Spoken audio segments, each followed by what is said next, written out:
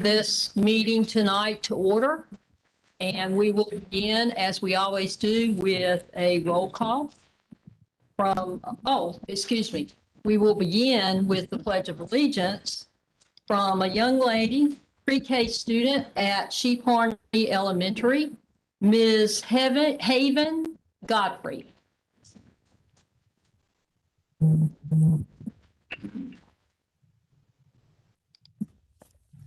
I pledge allegiance to the flag of the United States of America and to the republic for which it stands, one nation, under God, indivisible, with liberty and justice for all. All right, now for a moment of silence.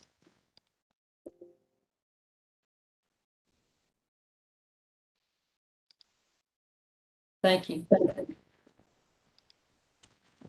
I got caught up in the cuteness of that young lady, her pledge, and reversed the order. So now we're ready for our roll call. Ms. Sawyer? Yes, thank you. Sharon Warden? Here. Pam Pereza? Here. Rodney Walton? Here. Daniel Spence? Here. Dr. Sheila Williams? Here. Mr. George Archuleta? Here. And Miss Virginia Houston. Present. Everyone is here, Miss Warden? And accounted for. And Ms. Houston, we are going to have you present the ethics awareness statement for us, please. Welcome to this meeting of the Elizabeth City Pasco-Tank County Board of Education. It is my duty to remind members of this board that it is your responsibility to avoid all conflicts of interest and potential conflicts of interest in accordance with Chapter 138A of North Carolina General Statutes. As public servants, it is our duty to continually monitor, evaluate, and manage our personal, financial, and professional affairs in such a way as to ensure the absence of conflicts or potential conflicts of interest. Does any member know of any conflicts of interest or potential conflicts of interest with respect to any matter coming before this board this evening? Let the record reflect that no conflicts exist. And now I'd like to make a motion that we approve the agenda for tonight. And I need a second for that. I'll second it. And we need a roll call vote. Was the second by Mr. Archuleta? Mr. Archuleta, yes. Thank you. Pam Pereza? Yes. Rodney Walton? Yes. Daniel Spence? Yes. Dr. Sheila Williams? Yes. George Archuleta? Yes. Virginia Houston? Yes. The motion carries. Thank you. Thank you. And now we'll hear our superintendent's report from Ms. Rhonda James Davis.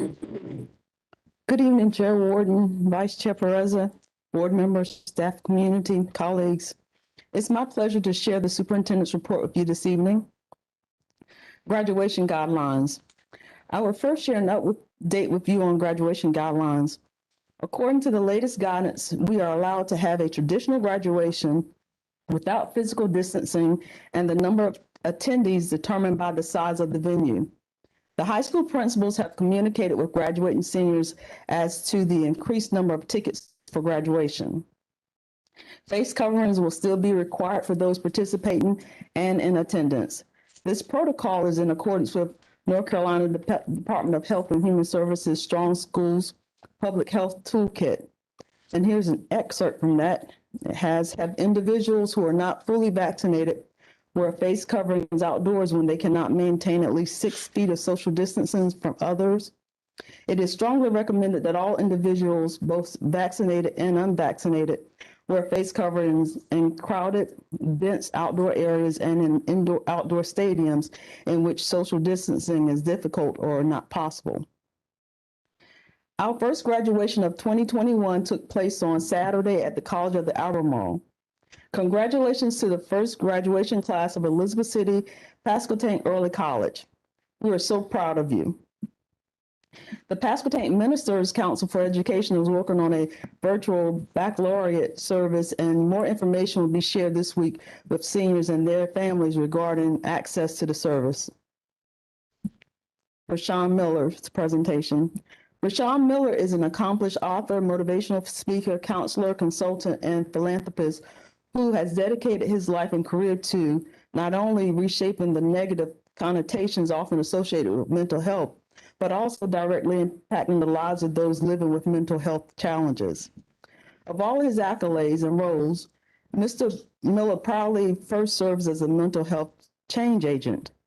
As a result, Mr. Miller has globally impacted the lives of many through his awareness efforts. In corporate partnerships, Mr. Miller specializes in coaching leaders and organizations on mental health and inclusion, offering solutions to educate and unite employees around improving mental health, mental wellness, and providing accountable steps that can be taken to change lives and work environments. Mr. Miller has worked with ECPPS for the past year, supporting mental wellness and social emotional learning during COVID and at other times. He is here with us this evening to share information on the latest support sessions held for ECPPS staff and students. Now I will turn it over to Mr. Miller. Thank you, Ms. James Davis. Uh, Good evening, everyone. My name is Rashawn Miller. It's an honor to be here with you all this evening, just to present some of the findings that we'd had going on over the last year or so, working with not only the staff, but then also the students when it comes down to addressing their mental health challenges. One of the things that we wanted to really bring to the forefront was understanding that social emotional learning is something that's important for the kids to understand, but then also to understand those skills to get through the day-to-day things that they are dealing with. But then also we wanted to make sure that the staff and the teachers were equipped with their own tools as well to be able to address their own issues. And so that's something that I work with the executive team to be able to address. And it's definitely something that has been it's a tough topic to really talk about, but it's something that is needed. And holding sessions with not only the teachers, but then also holding smaller groups with the teachers and the students has shown that this is something that they look forward to, but then something that they need more of. Some of the with working with the teachers, we understanding that we broke them down into smaller groups so that they can feel comfortable with discussing the different things that have going on, especially with everything that's going on with the community unrest, with the case with Mr. Andrew Brown. So understanding that these are things that we may not normally talk about at work, but it's something that is hard to separate between school and from home. So a lot of the teachers that we work with, they were confident enough to be working in the smaller groups to be able to address these issues. But then also when we brought them back into the larger groups, they wanted to share what was going on and then also figure out ways how they can collaborate to be able to talk about not only mental health, but then also race. So it's definitely something that was needed.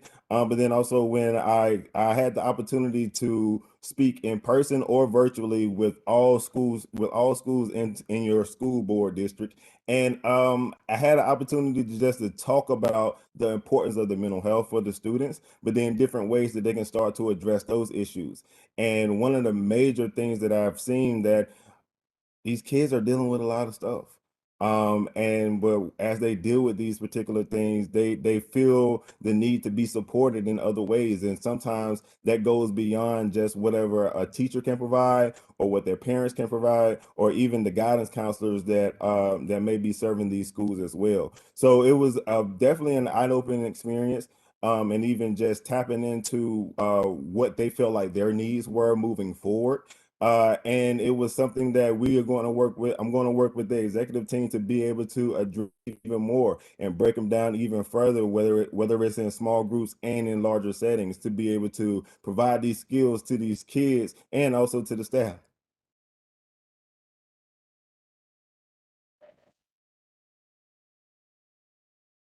Thank you, Mr. Miller. Does anyone have any questions or anything for Mr. Miller while we have him? here. Okay. Thank you, Chair Warden and board members. That concludes my report this evening. Thank you, Ms. James.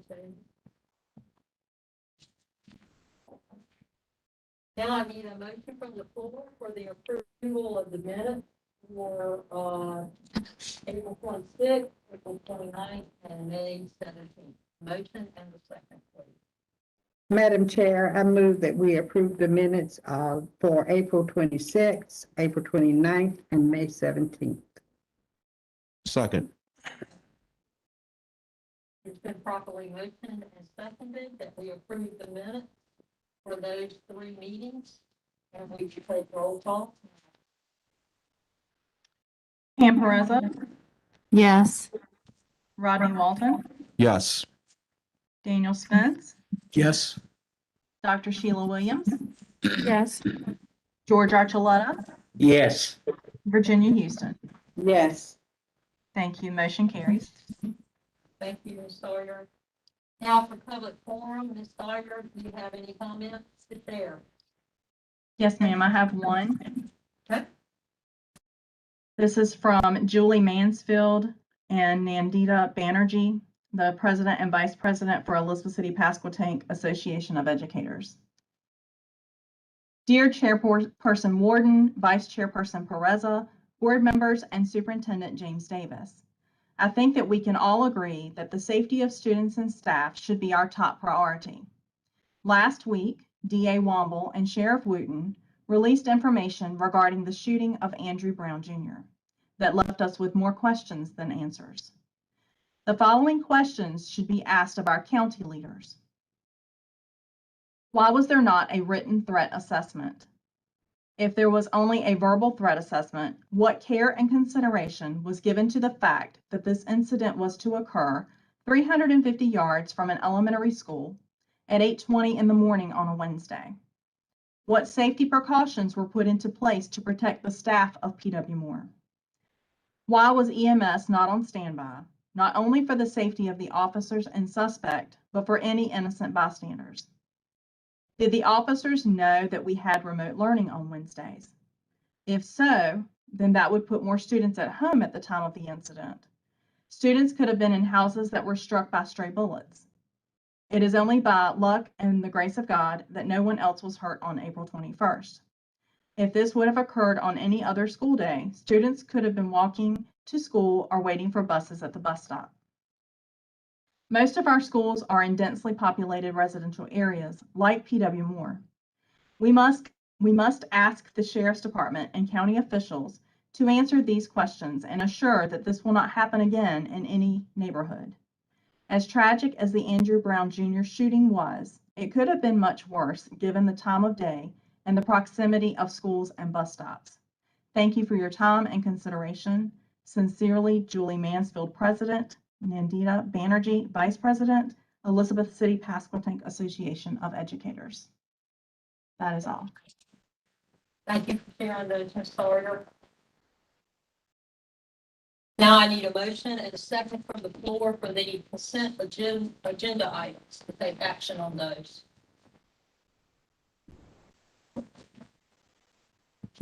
We're just going to take those as a bundle. Make a motion that we approve the consent agenda. Don't need to call each one out. If you like.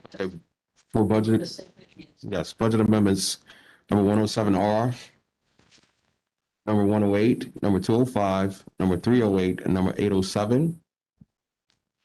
The Board of Education meeting calendar for 2021, 2022. Policy 2300 board meetings. And the policies for policy 3420 for class rankings. Do I have a second on those? Second. Any discussion? If not, we'll take a roll call vote on those items. Pam Perezza, Yes. Rodney Walton, Yes. Daniel Spence, Yes.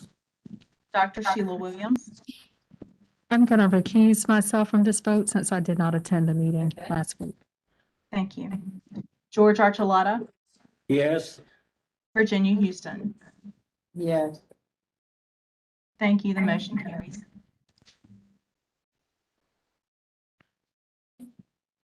Now we're going to move on to the Financial Business and Technology Committee. And we are going to hear from Rachel Haynes, our Chief Financial Officer, about several things that we need to take action on tonight.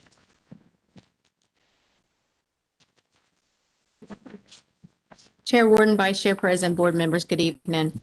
So Finance is requesting approval to purchase the following items. The first is FBT 06, which is a quote from CDWG for Chromebooks. This purchase uses state contract 204A, and the purchase of these Chromebooks will complete the number needed to refresh the Chromebooks expiring in 2021. The next attachment is FBT 07. It's the renewal for Edgenuity, and Edgenuity is the program used for credit recovery. Attachment FBT 08 is for Curriculum and Associates and is for Ready, iReady, the Teacher Toolbox, and Professional Development. This is the reading and math curriculum for grades K through 8. Ready is the consumable workbook students receive. iReady is the digital platform that includes work text, assessments, and personalized instruction. And the Teacher Toolbox includes digital resources for teachers, and the Professional Development includes workshops and tailored sessions. Attachment FBT 09 is for STEM Scopes, and STEM Scopes will be the science curriculum for grades K through 8. It includes the digital platform, hands-on reusable kits, consumable materials, and professional development, both online and customized. Are there any questions about the quotes? And I have Dr. Spencer, I think, is behind me if there's something that she can answer on the curriculum quotes.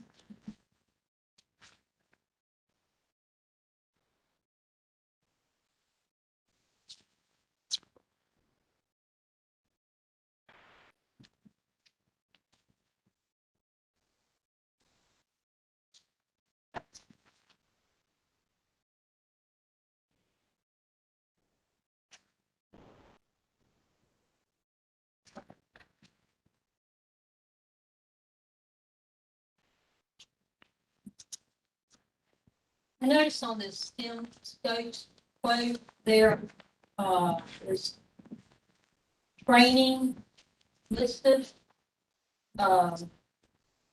Is that for those teachers who are going to be involved with that?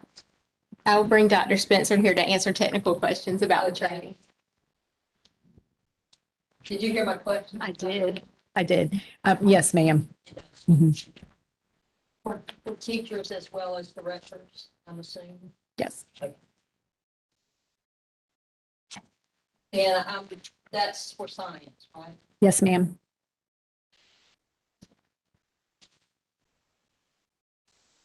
Are there any other questions? When will that training take place? We have right now built-in days that we're hoping to do before school starts. At the board retreat, I had shared with you our goal to have core materials prepared, but then also have those days so that the teachers would have the opportunity to be able to engage with the materials that they would be using for the school year. Thank you. Mhm.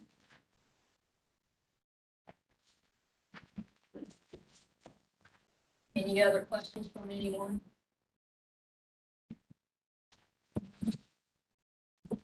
So may I have a motion to take action on these items that Ms. Haynes has presented to us from the floor, and a second? I move that we accept the items presented by Mrs. Haynes for the Chromebook proposal, Ingenuity, Curriculum Associates proposal, STEM Scopes proposal, and for funding request. And a second? Second. Roll call vote, Ms. Sawyer. Was the second from Mr. Walton? That's correct. Thank you. Pam Perezza, Yes. Rodney Walton, Yes. Daniel Spence, Yes. Dr. Sheila Williams, Yes. George Archuleta, Yes. Virginia Houston. Yes. Thank you. The motion carries. Okay. We have one more item, Ms. Horton. Attachment FBT 010 is the crowdfunding request that we've received. This is from Coach Walzer at Northeastern High School for the soccer team. And basically, he's requesting permission to set up K-12 payments to take donations for the soccer team online. So this would run through the school. He'd set it up through the school with the bookkeeper, and then people would be able to make donations online. Yeah, I think during that motion, we already approved that. Okay. because we were able to review these items, so Okay. it's already been approved. Thank you for your explanation. I thank you. Yep. Okay, I'm gonna turn it over to Ms. Pereza, personalized education. Okay, we have the CTE local application plan that will be presented by Ms. Sheila Hughes.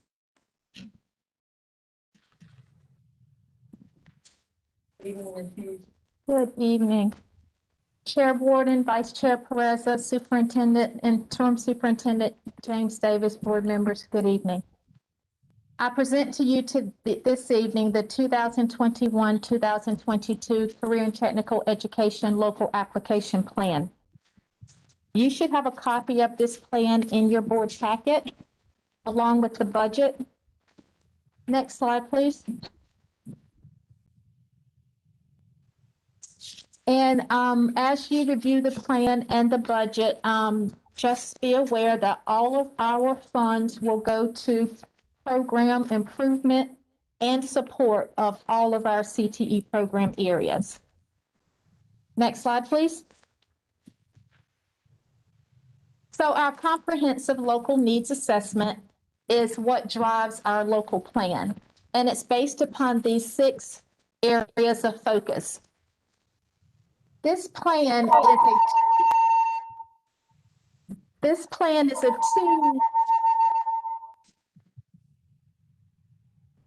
is a two-year plan, and so from last year's plan. The only changes in this plan will include that we're going to add a health sciences program to our Pasquotank County High School. And we will also add a teaching as a profession that will be housed at Northeastern, although all students from both Pasquotank and Northeastern will have access to that program. This afternoon, I did learn that the teacher has been approved, so that's a good thing. We do now have a teacher that is slotted for this particular position. With that being said, this concludes my local application plan to you. Are there any questions? I do. Yes. Those 2 programs only at Northeastern? The health sciences, now, we currently have one at Northeastern High School. Right. And we will now have one at Pasquotank. Okay, I missed The that. teaching as a profession will only be housed at Northeastern, but opportunity will take place for both high schools through cross-districting the student. Is it any way possible you can do that at both locations? Is health science at both locations? Health science will be at both locations now. Is it possible to do that same teacher at both locations? Is that doable or? Well, we did make an attempt for that. That was our first thought, but the teacher also has to have an application process through DPI. And one of the criteria is the teacher has to have a master in education. And the particular teacher that we had in mind did not have a master's in education. They had a master's in a different area. And so with that being said, we do not currently have a CTE teacher housed at Pasquotank, employed at Pasquotank, that holds a master in education that will fit all of the criteria for that particular spot. Is it possible we can make that position available, like offer that position to the district? I don't know. I'm just asking a question. I don't, So, help me it's understand. not a part of CTE, but then, Ms. Dameron got some information just this weekend, I believe it was on late Friday, that, like last year, we were trying to do, looking into going our own at that time as well. And, because of COVID, they weren't doing any training. This is that teacher cadet program, which is different from CTE, but both of them are pretty much doing the same thing. And, we may be looking into that, to see about a teacher teaching that at Pasquotank.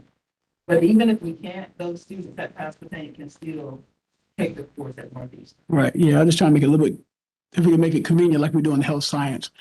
Because we have such a shortage of teachers in our area, if we can do this across the board, make it a little more convenient, if we could. I think we can maybe get some of them back to our district. Yeah, So- we're looking at, like I said, she just got the information on Friday. And we just got the other information, I think it was Thursday or Friday. Correct. About that one teacher that we thought could teach it at high school. We got that on Friday, yes. Okay. That person would not be able to teach it, so. We were looking at. That, yes, We're gonna be sir. set up, okay, We were definitely looking at having Okay. it at both schools. It just didn't work out that way. okay. Yes, And sir. we're still looking, but again, not through CTE, that would be through the teacher cadet program. Got it. Just different curriculum. but Same thing, but different same thing, curriculum. we're, Good, understood, thank you. With the health sciences, that's been at Northeastern, for several years, even though Pasquotank students do participate in that. That is correct. And please keep in mind that we have numerous programs that may be housed at one or the other school, but all of our students have the opportunity to cross over. Yes, sir. We offer it during first and second bell wherein we ensure that they have the opportunity. and we provide transportation. And we do provide transportation. That is correct. Thank you. You're welcome. Are there any other questions about that? Okay, then that concludes my presentation to you all. It just need action if possible. I make a motion that we accept the CTE local application plan as presented by Ms. Hughes. Second, Roll call, please. Yes, ma'am. Pam Pereza, Yes. Rodney Walton, Yes. Daniel Spence, yes. Dr. Sheila Williams, Yes. George Archuleta, Yes. and Virginia Houston. Yes. Thank you. Motion carries. Thank you.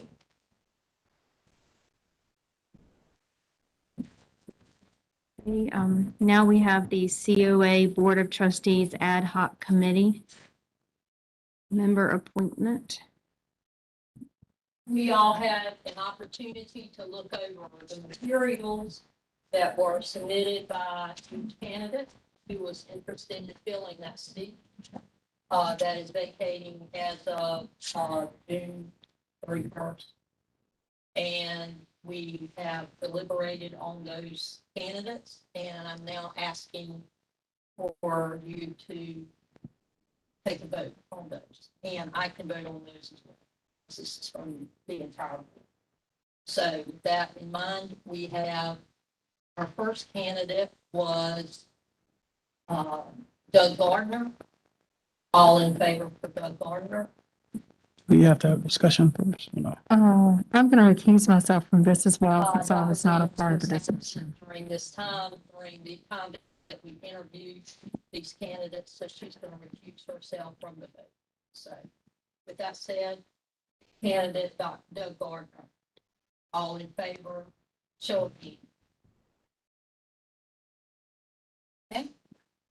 And now we had, Bill Luton was our second candidate. Anyone for Bill Luton? Right, and Dr. Donato Robinson was our third candidate. All in favor for Dr. Donato Robinson? So I am honored to announce that our COA Board of Trustees candidate, or representative, will be Dr. Donato Robinson. Thank you very much, Board.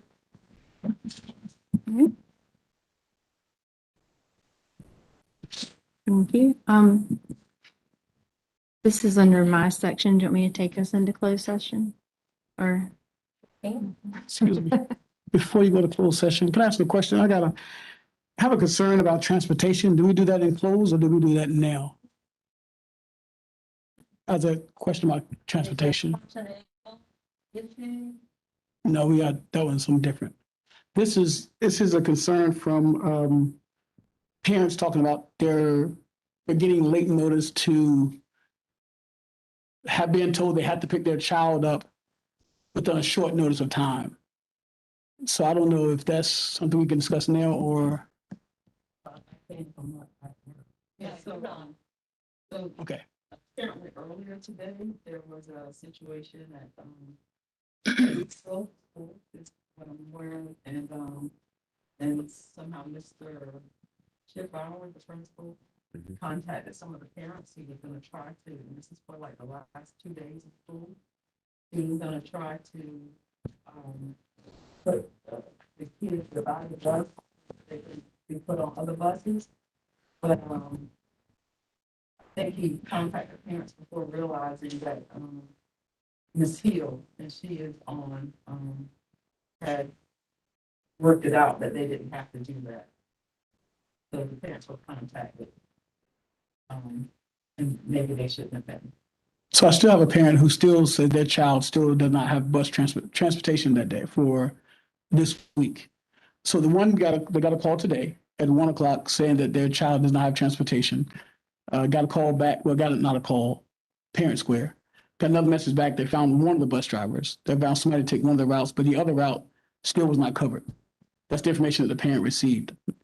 And then on Friday, the same thing happened on Friday as well. And then today, they told they don't have transportation today, and they won't have it for the rest of the week. Well, Ms. Hill is on, so if, I can let her speak to that, because I was understanding that. Some they different. did all, that was not the case. Good afternoon. Yes, on Friday, we did have a driver call out and actually cannot drive for the rest of the school year. So it put us in a major situation to where we split up as many kids as we could to put them on 2 different buses for Weeksville Elementary. And apparently, I guess some parents were called to try to lighten the load. I'm not sure why, but we had sent over the route to where we could split it up amongst the 2 buses that we still did have left at Weeksville Elementary. On Sunday night, I received a message from another Weeksville Elementary driver that said after Monday, she would no longer be able to drive anymore. And so again, it put us scrambling this afternoon today, trying to get coverage. So this afternoon, I finally got coverage for the one bus, and we were still working on the other. We, of course, did the whole, let's split the kids up again amongst the 2 buses that are left. And I'm still working on getting coverage for Tuesday, Thursday. I did finally, before leaving today, get coverage for Tuesday, Thursday for that particular bus. So Weeksville Elementary is completely covered for their routes. So that has been communicated with the parents as well? I did talk to Mr. Schiffbauer right at 6 o'clock, and he was sending that out to everybody. Okay. And the late notice for the parents of 1 o'clock today getting that information, is there any way, any reason why we couldn't have gotten that earlier? Like I said, I was still trying to find coverage, hoping that we wouldn't have to make that call. So we did call them about 12:15 to let them know that's what we were looking at. I'm not sure as far as time-wise of when that message went out to parents, but I know we notified over at about 12:15 today that we were still working on it. Okay. And we have, I know in the past we've had cafeteria staff and custodial staff drive for us in the past. Was that not an option now, or I know some things that changed before I got on the board, so I'm not sure. Yeah, for the cafeteria staff, it's hard for them to drive and still, take their kids in the cafeteria. You did that in the past, I right? understood it was because of overtime, why they couldn't drive. No, but we had, if they wanted to drive the custodians, we've been allowing them to do that. How about the cafeteria workers? Again, the cafeteria workers, it fills one need, but then it leaves a void in another area. And so that's why the cafeteria is a little harder to have the cafeteria, those drive. See, as my understanding, that was just because it would put them in overtime. But again, we've been letting them not the cafeteria, ladies in the cafeteria. Right. Because it puts a void in the cafeteria and they can't complete all their duties But the custodians, we've been allowing it all year. So if cafeteria did it in the past, what did we do different in the past to allow cafeteria workers to do it We in, had more. We had large stands. in the cafeteria as well? We had more people to choose from. They had different subs as well.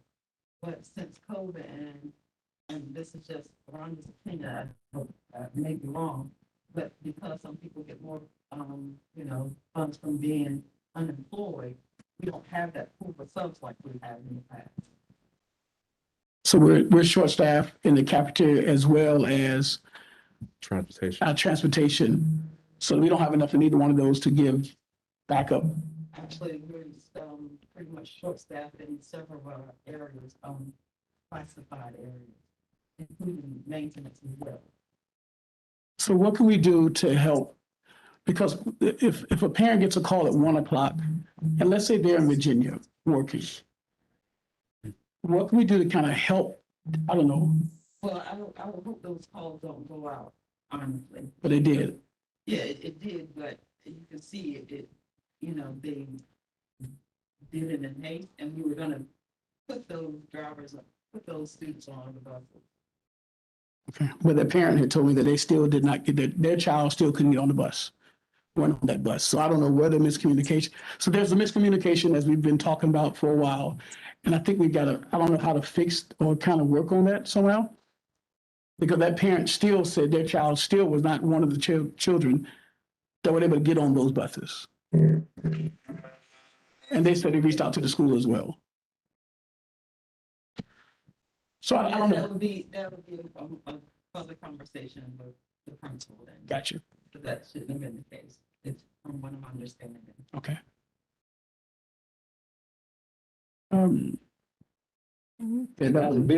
I hate to see him take all the blame.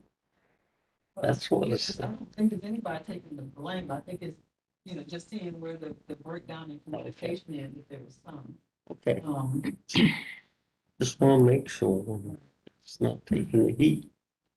Yeah, that's one concern on that one. But the other one is personnel, so we have to talk about that one in closed session. The other transportation issue. Anything else? Have Ms. Perez take us into close? Okay. I'm sorry. Can we get some follow-up on that? When after you talk and figure out what our action is, can we get some follow-up on that one? Follow as far as him contacting the. Yeah. Thank you. Good. I make a motion that the board go into closed session for the purpose of considering personnel actions that involve employees of this board as allowed by NC statute 143-318.11A6. Need a second? I'll second it. Need a roll call vote to go into close?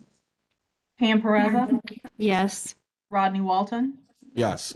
Daniel Spence, Yes. Dr. Sheila Williams, Yes. George Archuleta, Yes. Virginia Houston. Yes. Thank you. Motion carries. You should now enter closed session.